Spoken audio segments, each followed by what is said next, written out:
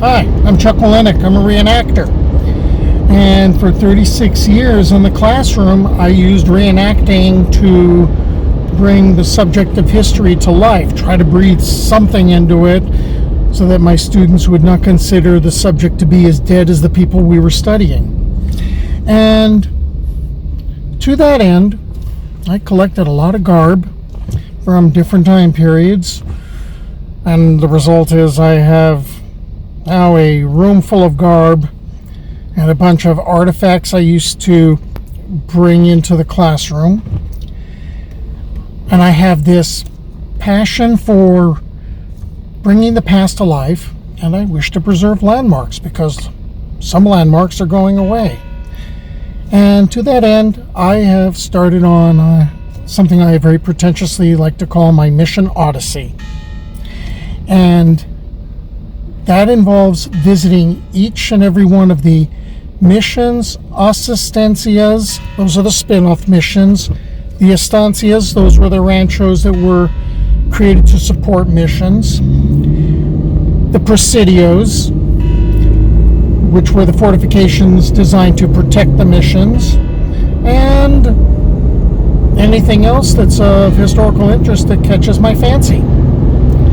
So, what I have been doing is visiting these various places, and I've worked my way, oddly enough, I worked my way south from Pomona and went through a chain of 3 Estancias in basically the backcountry or inland area, and popped up around San Diego, and now there's the traditional method of doing this sort of a journey. This sort of a pilgrimage is to start in San Diego and work your way up the coast. And now I happen to be leaving Mission San Juan de Francia, which is in Oceanside, which was the 18th of the missions created. And I'm driving I think it's 33 miles up the Camino Real. Really, it's Interstate 5. And I will be stopping at Mission San Juan Capistrano. And I hope you stick with me on this journey.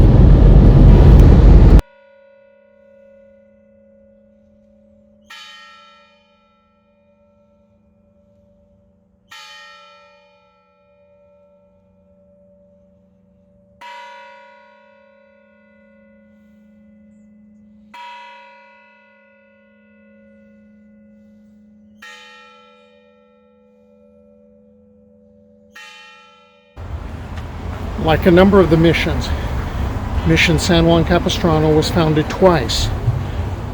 The first time it was founded was in 1775, but shortly afterwards the Cume rose in revolt against the Spanish in San Diego, and people pretty much pulled out. That was under Father Lasuen. In 1776, Father Serra will refound the mission, and people usually tend to remember that date.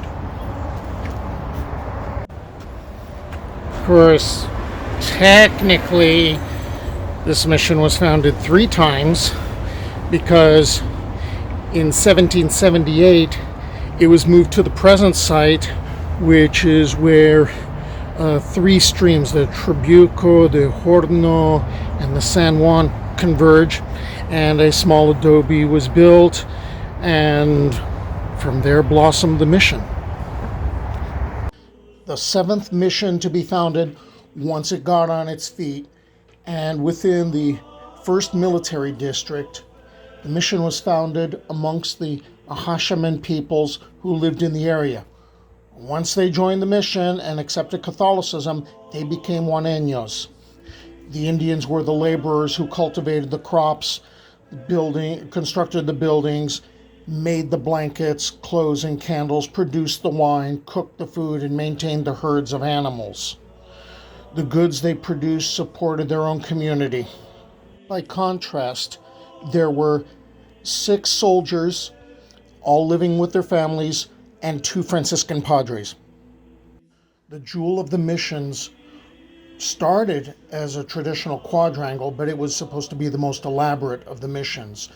Within those walls were workshops, the chapel, granaries, residences, kitchens, and a hospital.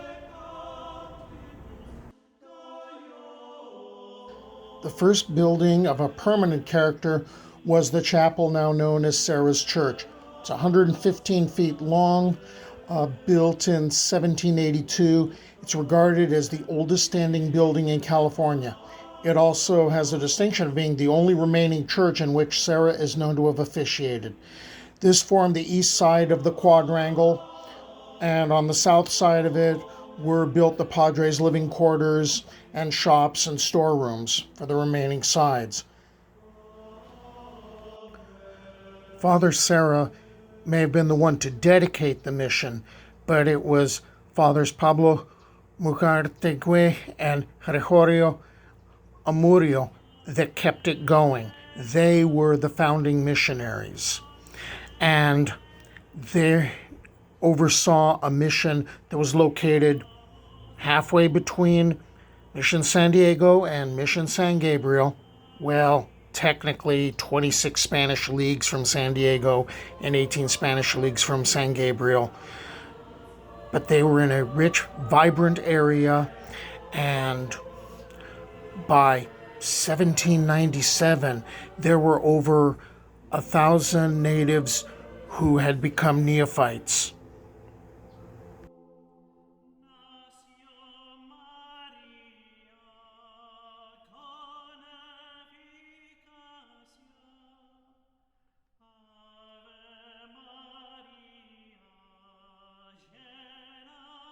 Rank has its privileges.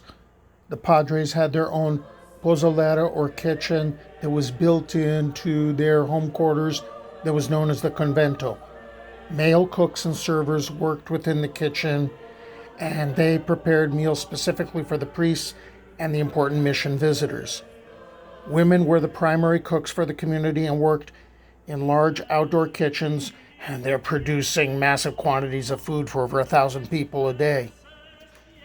There are a number of industries associated with the mission: rendering tallow, making soap. Those are vats for dyeing fabric. Down there, hides would be scraped. These are furnaces producing iron from ore. And the grape arbor. And why grow so many grapes? The Padres needed to make sacramental wine.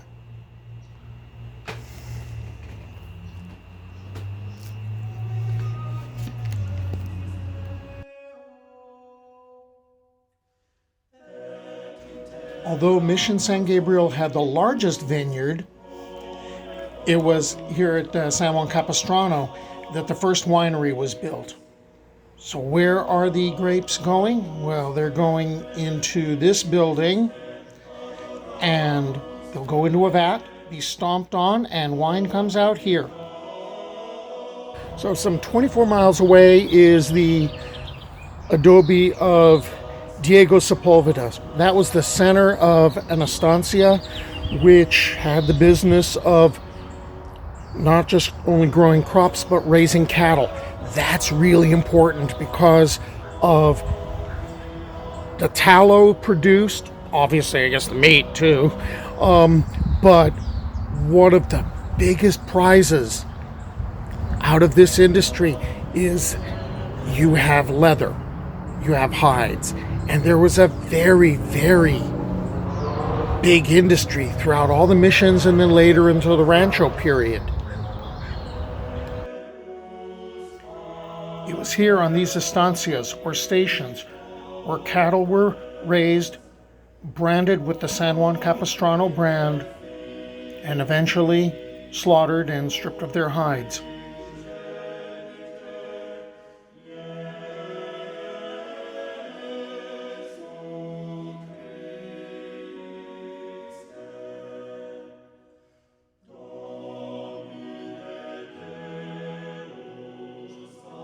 Outside the quadrangle was built a structure called the cuartel, or the barracks for the military guard, for all 5 of them and their families, under the command of a corporal.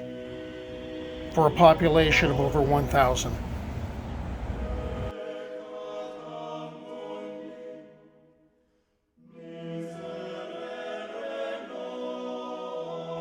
In order to accommodate the mission's growing population, the Great Stone Church was constructed between 1797 and 1806.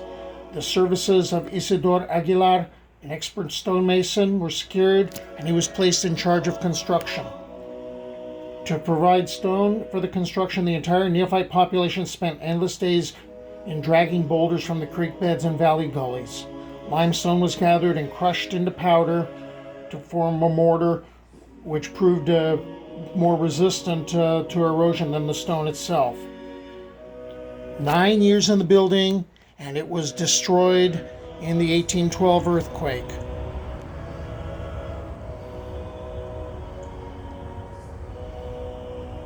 So these are two of the original bells that got hung up over the remains of the Great Stone Church. This is a really big story. It grew in the telling. I'll continue in the next video.